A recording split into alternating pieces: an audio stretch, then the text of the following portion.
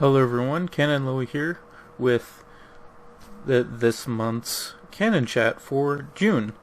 Now I know that I did upload the last CannonChat probably about a week or so ago, so it hasn't been a completely a month away and everything, and I had stated in that one that because of me uploading it within the middle of the month that I would still try to get this one out at the beginning of June to get it right on schedule. Now, I actually have a few things to talk about before I get into the topic of discussion that I wanted this Canon Chat to be about. The first thing is a few updates. Now, this last week has been one of the most stressful that I've had in a very long time. For sure within probably the last 6 to 9 months-ish, it has been the most stressful week that I've had during that time. So that has been pretty much the main reason why I haven't uploaded or recorded anything as of recently. Now, I also have some important things happening this week as well, which means I'm probably not going to upload anything most likely for the rest of the week, I would say. I mean, of course I don't know. But I have some important stuff going on that I'm may or may not be feeling up to doing anything after the fact. So, with those main points out of the way, I am on the World of Tanks sandbox test server, and they have a lot of various equipment changes that makes it so that you actually have options and don't choose the same 3 or 4 pieces of equipment for every single vehicle, which is something that, to be completely honest, I was not at all expecting of World of Tanks, because pretty much like the last, I want to say 3 or 4 years, while they have added more vehicles, they never really addressed any core issues that, at the very least, I had with the game. And with the variety of the equipment that they have added, it actually adds quite a bit of diversity. I mean, for the most part, a gun rammer and vertical stabilizer are probably going to be on every vehicle, but on the third slot, if you used to put ventilation there, you at least have some options to put whatever in there. But this isn't going to be completely focused on World of Tanks as a whole, but I am going to play at least one battle before I get into the main points of the discussion that I'm going to title this video for. So, yeah, regarding the recording stuff, I do need to record more footage for continue playing Resident Evil 2 Remake, and if I want to record anything else in the meantime, like the Sword Art Online Fatal Bullet dungeon and all that. But, one neat thing that has happened this week is that I think today, as of June 2nd, I think, is when the trailer for the next Path of Exile League has come out. And the funny thing is that it's basically Farmville. Farmville in an action RPG, so we'll see how that goes. I'm really hoping that it is fun enough and diverse enough that it is different from maps. Like I've said in quite a bit of my Path of Exile videos, either in the Level 100 series or otherwise, I don't personally care for mapping as a whole, and I think it's primarily because you have to make your maps high rarity, making them dangerous in order to essentially get anything from them, and that leads to more deaths, which leads to more loss of experience. But, on the flip side, delving and blight content has been completely different from maps, and they have been very enjoyable, as well as being profitable even without being dangerous. So, in a sense, the experience penalty is really a downer on many instances of the gameplay. So that is very interesting. I have leveled up the Hollow Palm character that I was working on to level 91, I do believe, and that was pretty quick. I was definitely working with Warmonger to do higher tiers of maps sooner than you would probably do in a standard league start. So that definitely accelerated the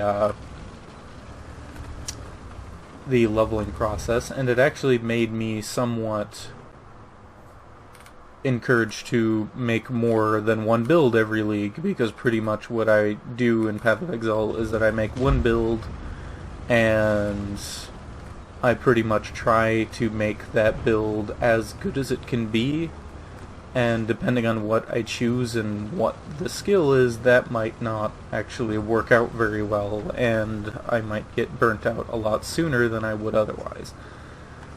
So that has been quite nice. And also the damage output for Hollow Palm is definitely there, but the survivability is still very questionable, and Warmonger was gonna craft me some better stuff. And of course the tracks absorb the shell. I think it would have probably auto-ricocheted if it wasn't for the tracks, so at least it wasn't one of those shells that just disappear.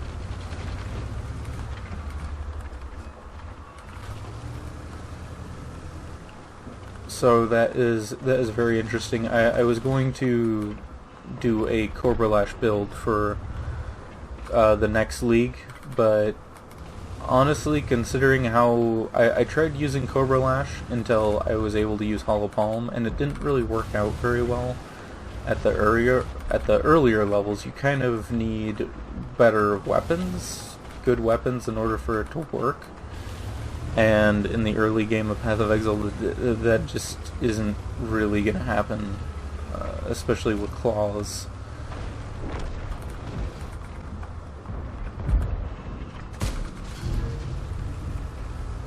And even though that the target takes up like 60% of the aiming reticle, nope. Can't hit that. So I think that was the majority of the news. So far, as long as Path of Exile makes the new league polish it so that there isn't like a bunch of bugs, or there's some like really frustrating mechanics such as on-death effects and random explosion stuff that really kills the flow of it. I'm thinking that Harvest might work pretty well, actually. And to be honest, I have no idea what they would realistically do otherwise, so the fact that they keep coming out with new ideas of new gameplay really astonishes me, because I know that for me personally, I would have definitely never would have come up with what they have. So give them props for that, definitely. And apparently 234 penetration isn't good enough to hit the upper plate of the Ag Tiger, huh?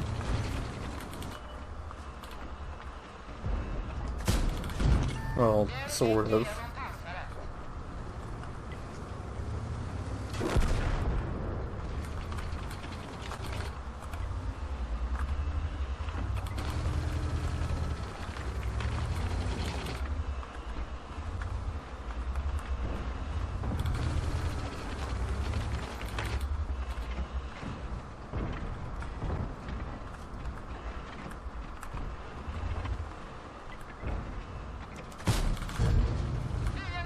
I have no idea how that went to the tracks, but okay.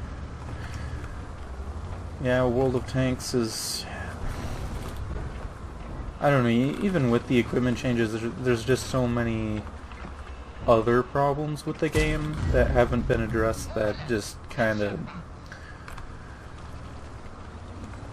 makes me not even really want to consider the game. So, I mean, the reason why I keep making some videos about World of Tanks off and on is because I've been playing the game since like the end of 2012, I think it was, off and on, and then I kind of stopped in like 2017, 2018-ish,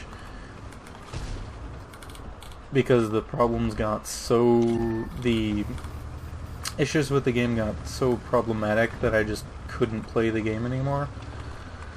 But it's kind of one of those things where I want the game to be good, and I have nostalgia of the game when it was good, in a sense, so it's just really disheartening.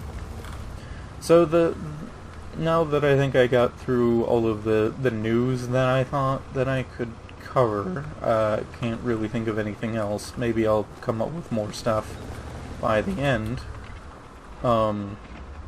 The topic of discussion that I wanted to cover was the difficulty in games. Now, that's kind of a really broad subject on the surface, but I really want to focus on when difficulty, like the wrong type of difficulty. You know, like the type of difficulty that it's hard, but in really frustrating and unsatisfying ways. And unfortunately, with Armored Warfare somewhat recently, with their latest season and whatnot, they have had a number of missions, at least 2 out of the 4, that are really too much in pretty much all aspects. And I recorded some footage of those missions. So in some games, you'll have difficulty, for an example, like Kingdom Hearts. It's just the best example that I can think of at the moment. So if you know anything about Kingdom Hearts 2, specifically the Final Mix version, had a super boss named the Lingering Will. And he was a boss that is extremely difficult to kill, as well as being balanced, in a sense.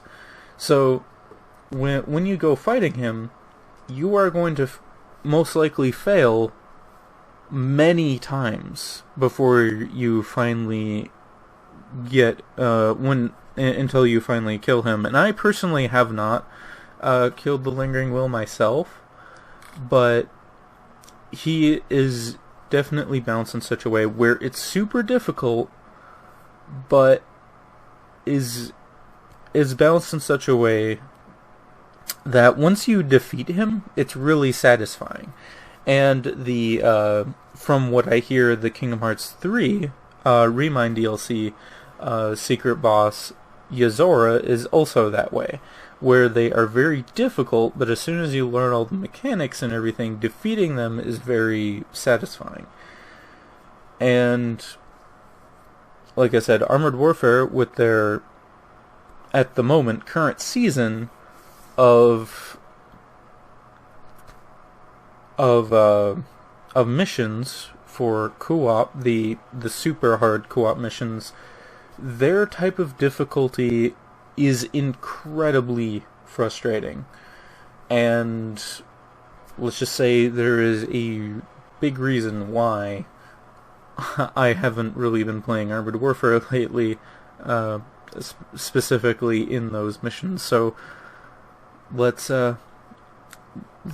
get to the footage. Alright, now, this right here is the Chapter 3 mission of Armored Warfare's Spirit Haven season? I think it, if I recall, it was called Spirit Haven. Their current season, the third chapter in the Special Operations game mode. Now, if you've never played Armored Warfare before, it is very similar to World of Tanks, except with modern vehicles and somewhat different mechanics, depending on the type of vehicle that you're either fighting or playing. So, Armored Warfare has cooperative missions. You have the standard co-op missions that are not super difficult for the most part, and as long as you have a half-decent team, you are probably going to win them. But these special operations missions are significantly harder, and like I mentioned before, these are hard, but for the wrong reasons, and for having very frustrating mechanics in it, or very frustrating objectives. So let's get right into it. So, to have a bit of context in it, for Armored Warfare, they gave out a bunch of free premium time, as well as a free rental of the tank called the Atlay. And the Atlay, I think, is the Turkey main battle tank, I want to say. I'm actually going to lower this down to like 40. So the Atlay is a Tier 10 premium vehicle, and premium vehicles earn double the credits, and I think they get like 25% more experience. So, of course, I wanted to play this Tier 10 premium rental that they gave me with the special operations missions, because when you do the special operations missions, you get 4 times experience and 4 times credits for your first win, instead of times 2 or whatever. So, of course, if you win one of these with a premium vehicle, you're pretty much guaranteed to get over 1 million credits if you have a premium account active and credits insignias with your premium vehicle. So I really wanted to take advantage of doing the special operations missions to get those credits. Now, this mission starts with somewhat problematic placement, but not unbearable by any means. It's more more annoying than anything else, I guess. So right here on the map, they have a main battle tank, and pretty much they're going to be behind cover and hiding their entire hull. In tank games in general, the lower part of the hull armor is significantly weaker, and in some cases it is the only place to penetrate a heavily armored vehicle from the front. So the fact that they're hiding that means you have to go around in some way. Unfortunately, up on these ridge lines that I'm kind of just bum rushing into, because at the time that I was playing this, I was already very frustrated. I probably spent like 2 to 3 hours trying to beat this. Probably that this mission alone was 2 to 3 hours, And as you can see here, there are two T-15 armadas, and one of them for sure is going to be behind a ridgeline.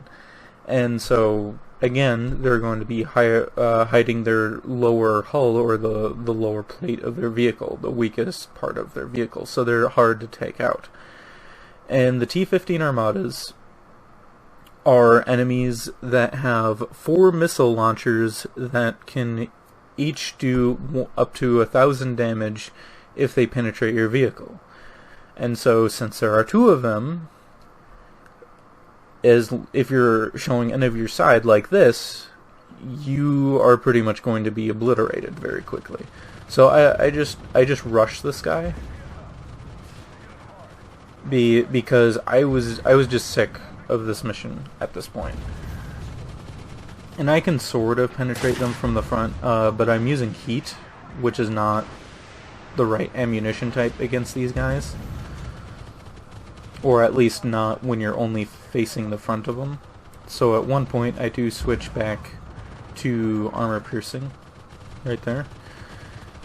So throughout this whole time, not only do you have to deal with these 2 guys that have 4-shot missile launchers that do 1,000 damage per hit, you have to deal with this guy shooting you in the side. And then if you try to rush this guy, you have these two armored fighting vehicles on you that both have 2 missiles per one. So if you show them your side, they're going to do significant damage to you. So far, it's annoying, but it's not overly problematic yet. And this tank has an auto reloader, or first order ready rack system, I think Armored Warfare calls it that, which means you load each shell one at a time, and then each shell in the magazine reloads faster. Or reloads at a quicker than normal rate. But as soon as you run out of shells, well, you're gonna have to wait for quite a decent amount of time. And this tank doesn't do like huge damage per shot either, but it has a really fast engine. And the footage is kind of lagging a bit. So this mission was causing me so many problems that I actually bought a piece of equipment in order to increase the reload time on a rental vehicle. And that is something that you really should never do unless you are going to really spam play that vehicle within the time frame that you have it. And I'm not 100% sure if the equipment carries over if you actually at some point have the vehicle later on. And so basically I spent 3 million credits to increase the reload of the vehicle, because the reload per shell is pretty abysmal for the damage output that you have. And also, since it's per shell because of the how the magazine works, increasing your reload time does quite a bit. So up here we have 2 main battle tanks that for some reason have like really insane camo or higher V range. But I'm able to penetrate the Armada decently enough with armor piercing from this range, or at least I should be. Sometimes there are challengers up there which make it significantly harder to penetrate from the front.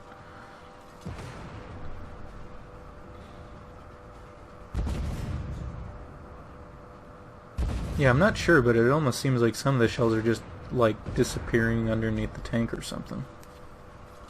But I'm gonna skip ahead just a little bit because we fight these 2 vehicles, and then once you get to this cap circle, you have to fight a group of enemies going over this ridge here. So not too bad.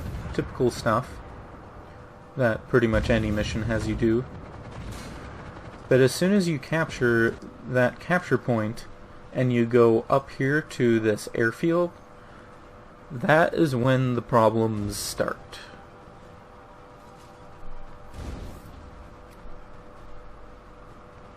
Yeah, the footage has been pretty laggy, so it's not just the recording, it's, yeah. So I somehow get penned. I didn't even think I was really showing my lower plate there. This thing has 16 degrees of gun oppression, and I'm still not really able to make that work. And I'm just getting penned by this joker really easily, apparently.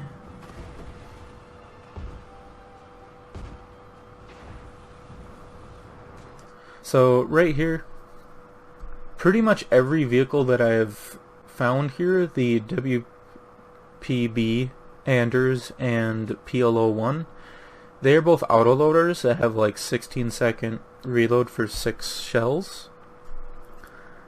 And that one tank that I killed has like a 3-second reload. So these enemies, as you saw there, if you show pretty much any bit of your hull to them, your health will just evaporate. And that is one problem that Armored Warfare seems to have, is that they really love to have an oversaturated amount of enemies that can deal damage in an extremely short amount of time. But we aren't even to the worst part yet, so we just have a few more enemies before we get to this point. See, another PLO1 and another K21 that has the really fast reload time. Now I'm out of heat shell, so against these lightly armored targets I can't deal extra damage, and they actually have a few artillery pieces in here, which I really don't think were necessary. But they aren't super problematic here. So we have yet again another 2 autoloaders, and then a rapid firing tank that might as well be an autoloader, to be honest. So after we capture this is when it really starts going downhill. So after you capture this, you have to defend this capture point. You know, fair enough. Okay, that doesn't seem too bad. But you have to defend this while also capturing that point. And I've had multiple games, well, and also just randomly exploding, basically. And that's where he was. So, since I just respawned, I have all my ammo in the clip, and I just get rid of him. Pretty much took all of my shells, but not a big deal. But you have to capture that while defending this. Okay, so seems manageable. But this capture point, every like 30 seconds, enemies spawn over here. So if you don't have 2 enemies, if you don't have 2 allies capping it, you're pretty much never gonna win this mission. And of course they do send enemies over to the other capture points as well.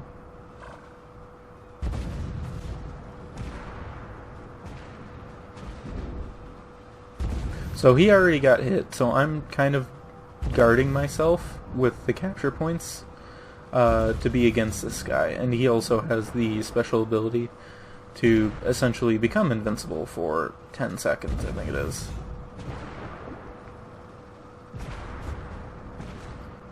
So I really don't want the cap reset, and there we got it.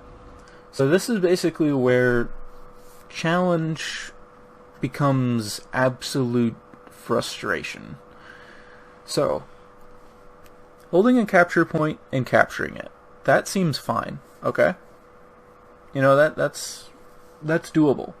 But as soon as you capture this site, there's a few things that happen. So first of all, you need to now defend both points for 2 minutes straight. And each site will have waves of enemies that go after each one. So your 5 tanks are going to be split pretty thin. But on top of that, so defending 2 capture points and large enemy waves against each capture point, they also thought it was a great idea to add these pillbox things. So they have 2,000 hit points, which basically means if you're a main battle tank, you can't really realistically kill them very quickly. And they have seemingly infinite penetration and will deal roughly 500 damage per missile that they shoot at you. And I think they shoot like in salvos of 3, and they spawn at least 4 of these. So not only do you need to make sure your armor is against the enemy, you have to deal with the pillboxes behind you that will evaporate your hit points. So in my mind, it's like, how are you even supposed to do this? So I think at this time I didn't quite realize that the pillboxes... I just realized that the pillboxes spawned. So I try to go back here in order to guard myself against the pillboxes, and enemies spawn here and over on the other side. So right now I have enemies on all sides against me, basically. And the pillboxes behind me are doing tons of damage, and I can't deal with the enemies in front of me quick enough. And then of course they are in the middle of capping. So currently there are like 2 or 3 vehicles in that cap circle.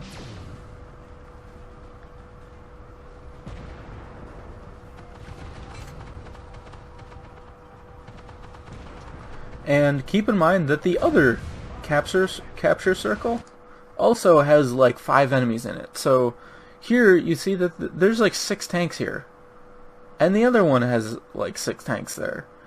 So how, as a main battle tank, even with an autoloader, how are you supposed to realistically keep this up for 2 minutes?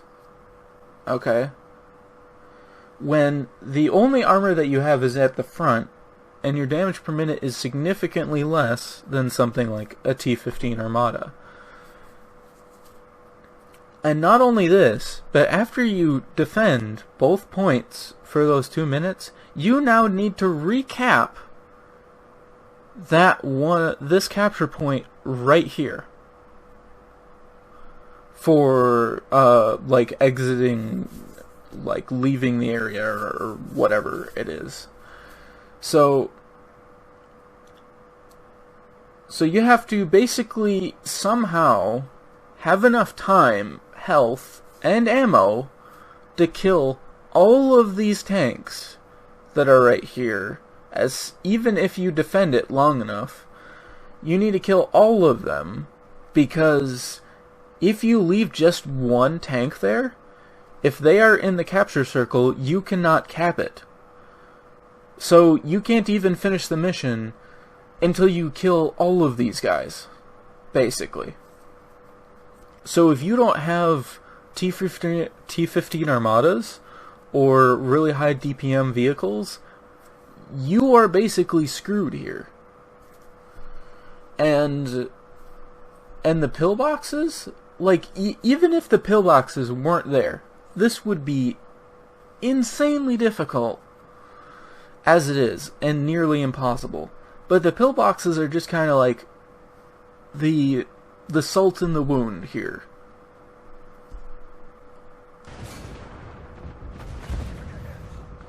So I'm just trying to deal some damage because I'm being shot pretty much from everywhere. And if they get an angle on my side armor that's even 80 degrees, they can pretty much penetrate it because of how thin it is.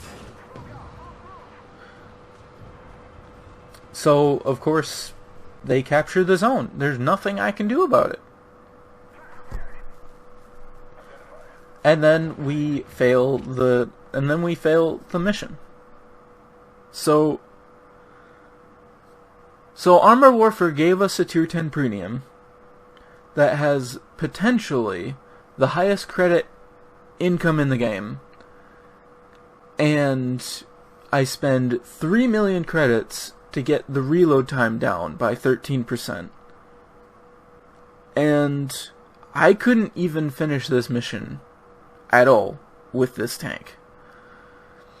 I had to resort to using my T-15 Armada because it has basically 3 to 4 times the damage per minute of the Atlee. And even then, I had to try multiple times.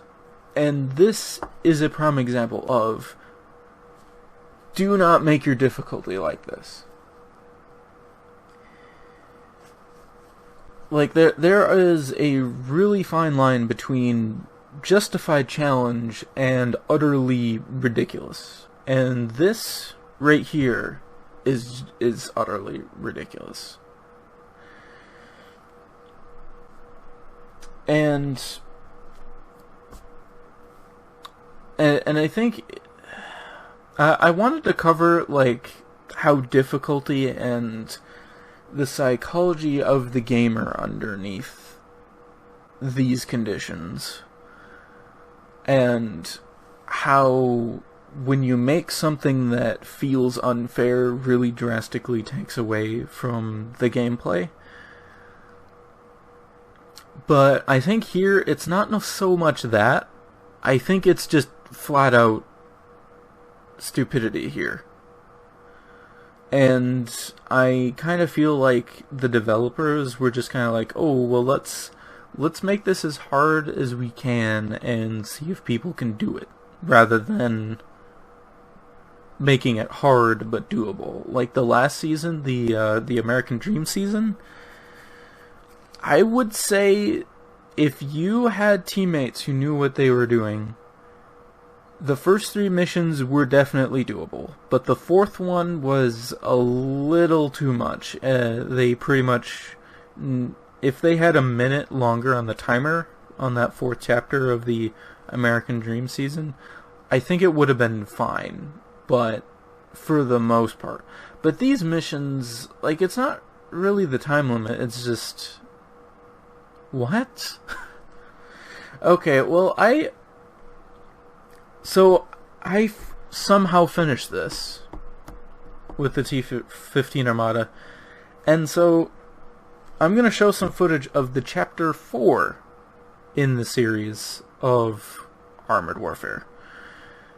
So, of course, pretty much Chapter 1 through 4, the first one is the easiest, then the second one's is a little harder, than the Chapter 3, it ramps it up, and then the Chapter 4 is the hardest. So, yeah. Let's get into that. Okay. So this is, like I said, Chapter 4 of the Spirit Haven season. And I'm in my T-15 Armada because for this mission especially, you need damage output. Serious damage output for some of the objectives.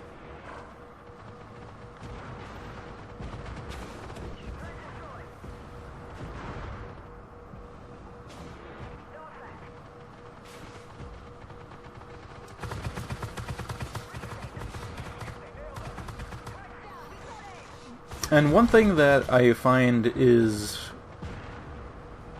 really amazing, in a sarcastic sense, is that the T-15 Armada tank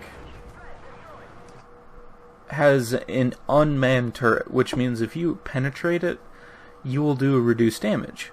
But if you hit the turret ring, it deals full damage. So, where do the bots always seem to hit you? right in the turret ring, so I take 1,000 damage when realistically they should have only done like 200. So I mean that isn't really the issue with this mission, but for some reason these enemies show up and then they just self-destruct or something, so I'm not sure why that is. So I'm trying to keep going here.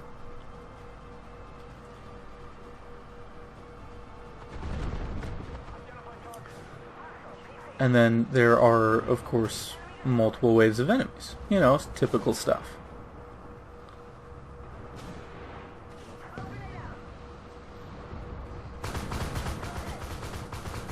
So of course, as soon as this main battle tank shows his rear armor to me, I can really light him up with the autocannon on this thing. So that's kind of why I chose to use the Atlay. Use the T-59 Armada over the Atlay. I did try this mission a few times with the Atlay. It just doesn't work. So here we have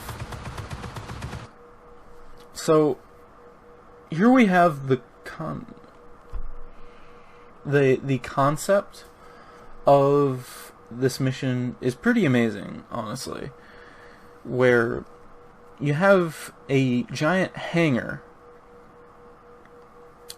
that you go around and then you have to damage this giant ship in the middle of it. And to do that, you have to destroy these turrets on the sides as well as the engines. And honestly, the sound effects and the visuals and the core concept of this mission is amazing. I really have to give props for that. That, especially compared to some of the other missions, this mission right here, on a conceptual level, is really amazing. But on the Tier 10 version of this mission, at least, it is possibly one of the most frustrating missions that I think I have ever done. Or at the very least, it is very close to the American Dream Chapter 4 mission. So, first of all, you have to destroy these turrets. And they have 3,000 hit points. Now keep this in mind. If you are a main battle tank, if you are a Tier 10, you probably will have 5,000 to 6,000 damage per minute. That means if you are firing every single time that you can, it will take you a minute to kill 2 of these turrets. And that is why I chose to do the T-15 Armada, because it just ain't happening with that. So of course I'm just ripping through these for the most part with the autocannon. So what these turrets do is that whenever you see that change in color, that means they're going to fire missiles at you, and they're not too hard to dodge. Okay, for the most part. But if they do hit you, they completely destroy modules, such as tracks and your gun, so you can't fire, and all that, as well as doing a large chunk of damage. But for the most part, they're not too bad, because you can dodge them quite easily, as long as you have killed the enemies. So, as long as you killed any enemy tanks that were in the area. So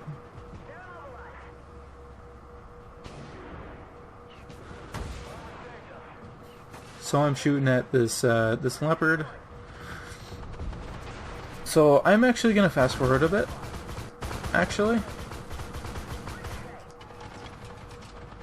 So just taking out these group of enemies, pretty standard stuff. And pretty soon here, this mission will reveal my biggest complaint about this mission. And it's pretty much the main reason why it's pretty much unbeatable, to me at least. I personally have not beaten this mission, and I have really no intention of attempting this mission again, because of how long I have tried to do this mission, and how many things that are there.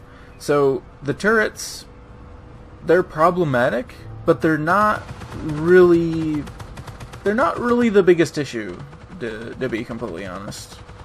And I'm really surprised that I didn't actually take damage there. As you saw there, the Lyric T4 took 1,000 hit points of damage. So this side of the mothership has two different types of turrets. So you have the bombard turrets, but you also have like these laser-guided missile turrets. If the laser-guided turret missiles, the missile turrets, if they hit you, they will flat out one-shot you. So there's not really, sometimes there isn't really places to dodge that, and as you can see here, it took out my gun, my tracks, my gunner's sight, and my APS all in one shot, because that makes a lot of sense.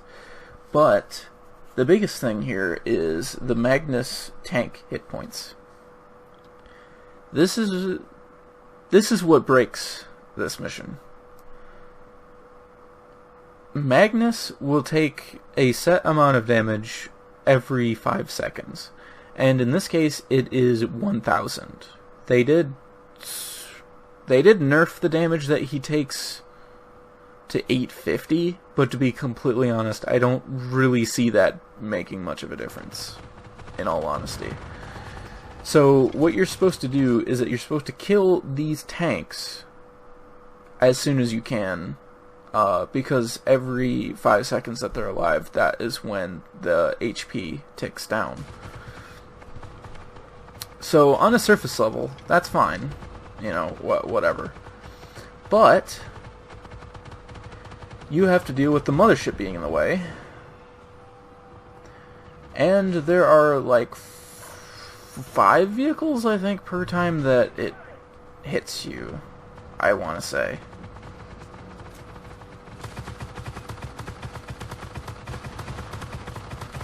So after we destroyed those tanks, Magnus only has like 7,000 hit points, and he has to survive 3 different encounters with enemies in this mission.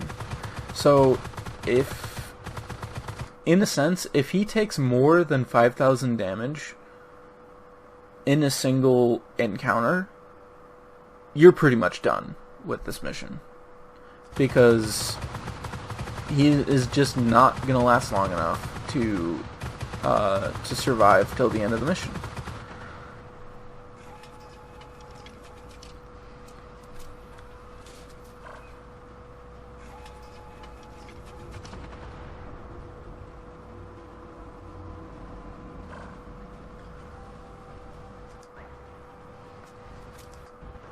So skipping forward a bit here, I actually already knew that they came from here, so I'm gonna try to kill them as fast as I can. Fortunately though, they do have like this line of sight blockage, this pillar blocking line of sight from the turret, so you don't really need to deal with that while you're destroying these Bradleys.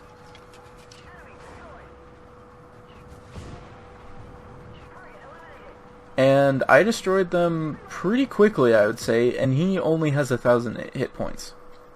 So with the next encounter, he pretty much gets destroyed instantly, making it an instant fail, an automatic fail. So at this point, I'm really discouraged. You know, I've been trying this for hours, and we've actually been doing okay as a whole, I would say, especially since we had a few tier 9 vehicles, which is not recommended when it comes to the special operations missions. Yeah, you can play tier 9 vehicles, but that leaves you at a significant disadvantage if you do. But there's another group of enemies.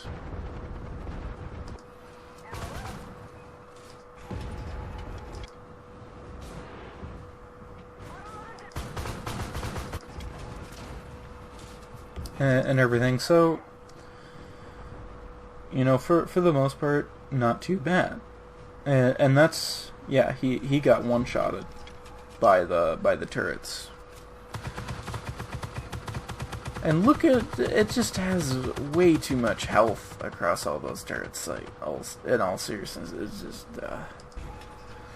So, as soon as Magnus is over here, so you have to pretty much be down there, or at least in line of sight, over here in order to shoot at them, and he's dead, because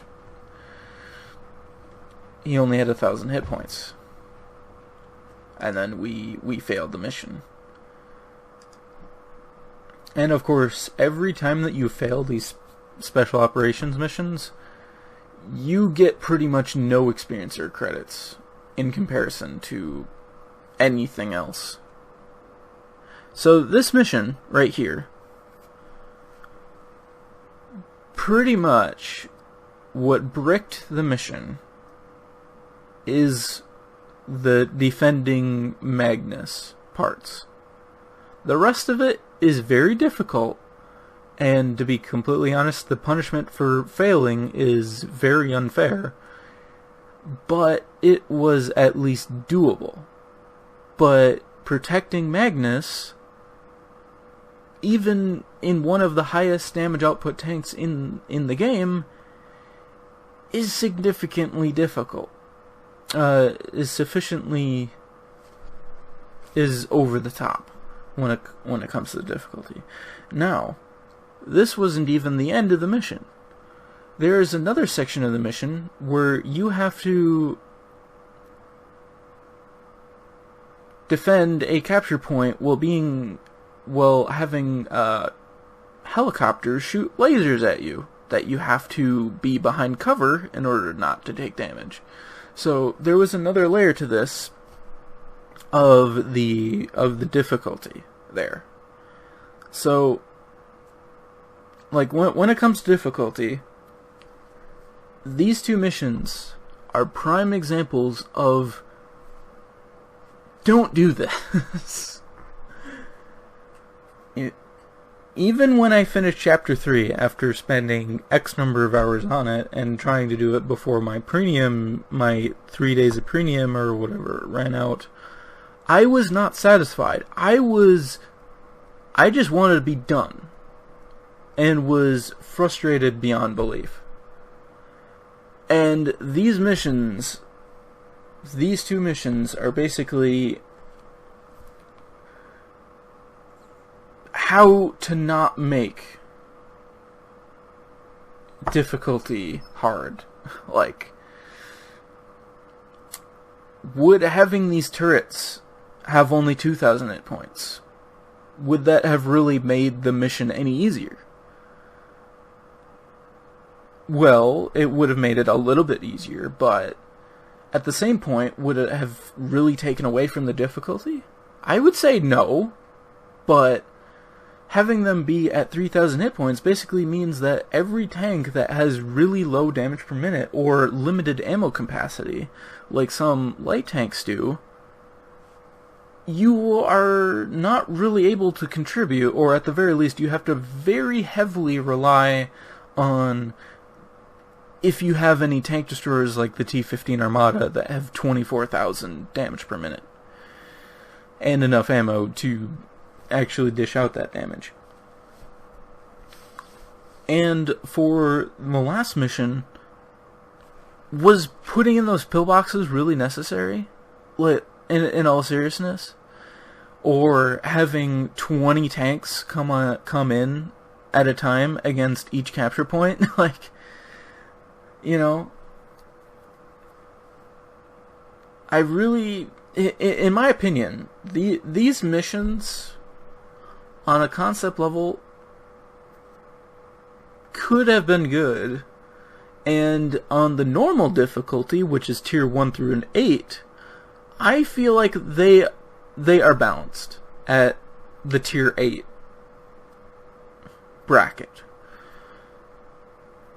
But for tier 9 and 10, they are way overblown for difficulty.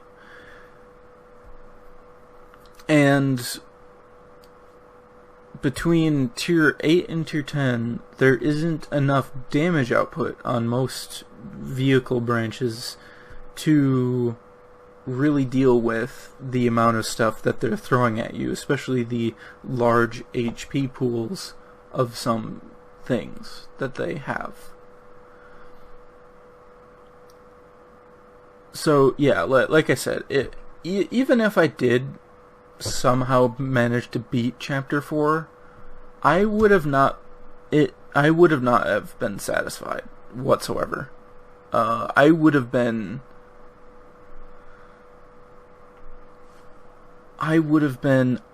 thinking, I am done.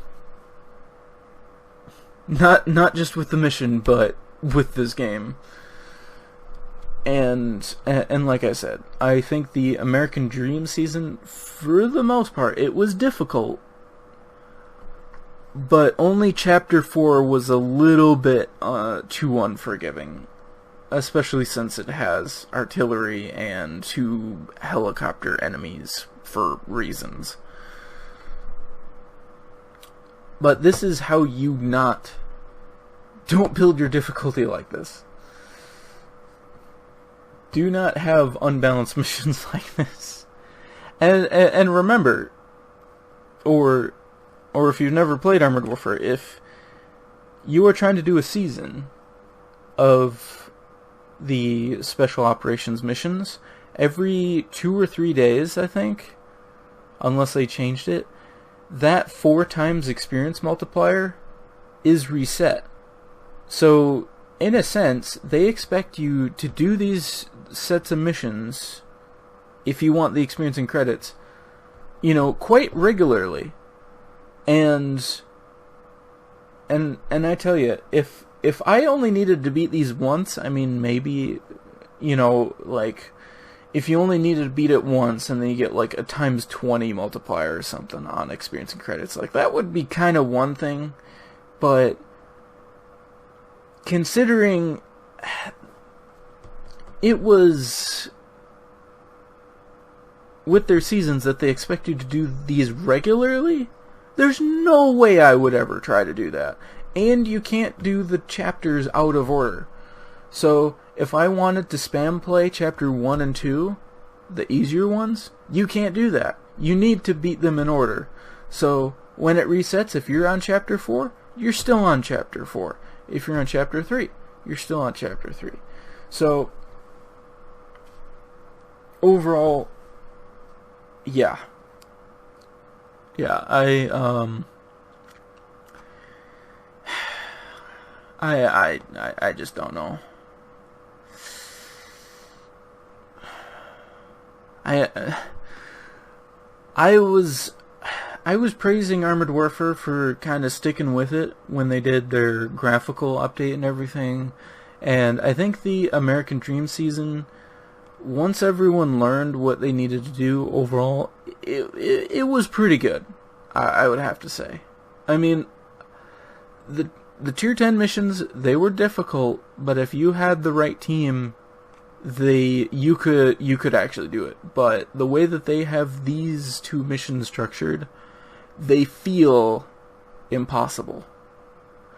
And even though that they are doable, yes, if you have a really dedicated team, especially if you're like in a clan or something, but as a solo player with only playing with random people, I have no idea how it is expected for me to have any relative success against these missions on a regular basis.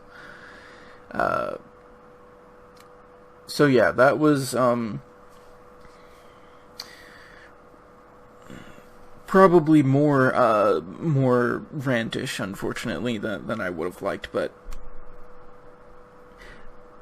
it was definitely a topic I wanted to cover, because so many games, like, they have these notions of, oh, let's make these, whatever it is, super hard, let's just see if people can do it, but then they make them so overtuned that it's like, why would I ever want to? Why would I ever want to try against these?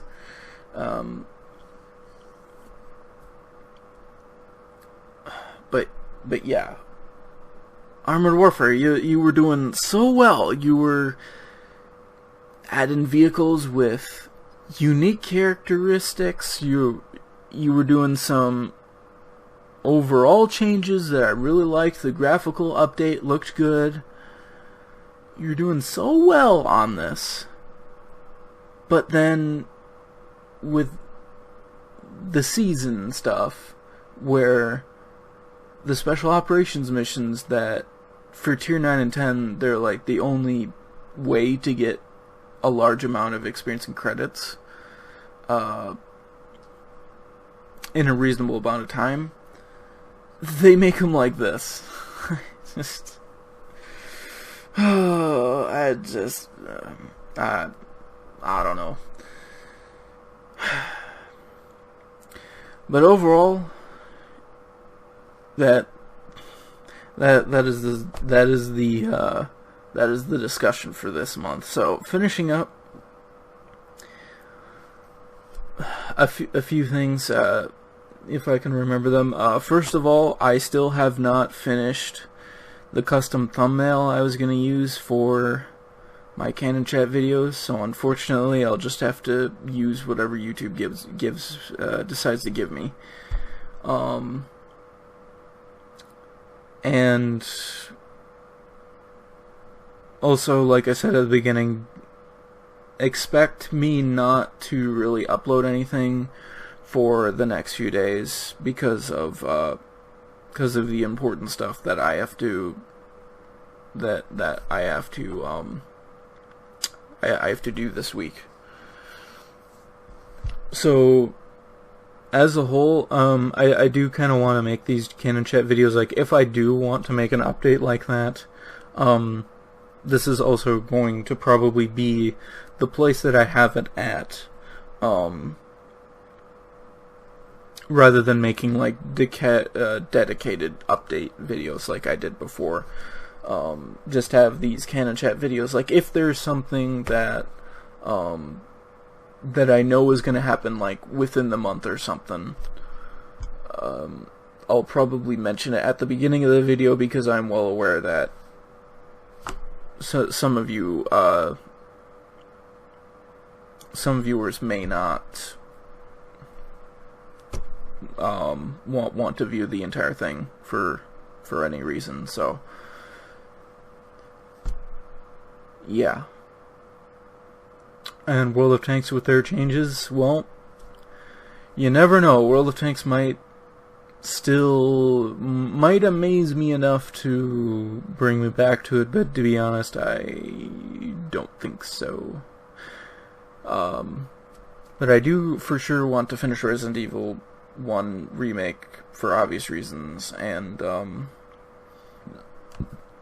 I want to bring that project to a close, so I can focus on so I can work on some other stuff. That project has been way longer, in my opinion, than it should have been.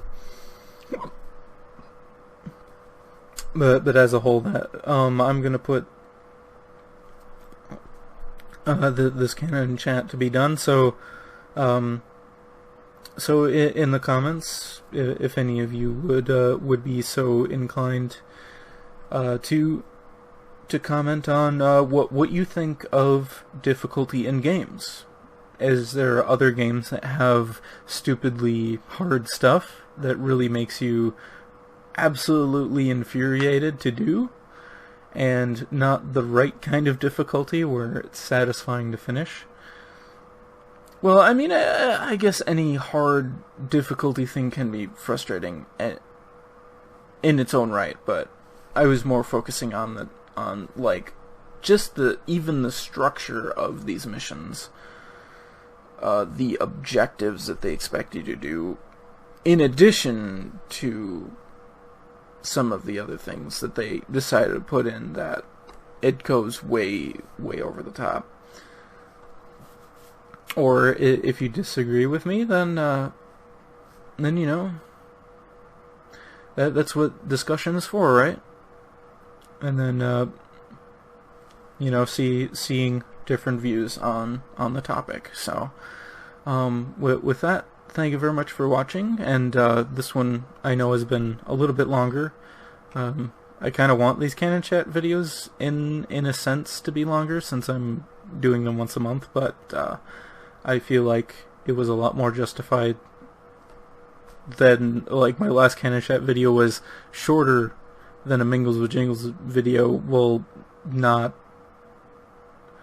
only doing them once a month rather than once a week is kind of funny. But with that, thank you very much for watching. I hope you enjoyed the discussion or the updates, and have a wonderful day.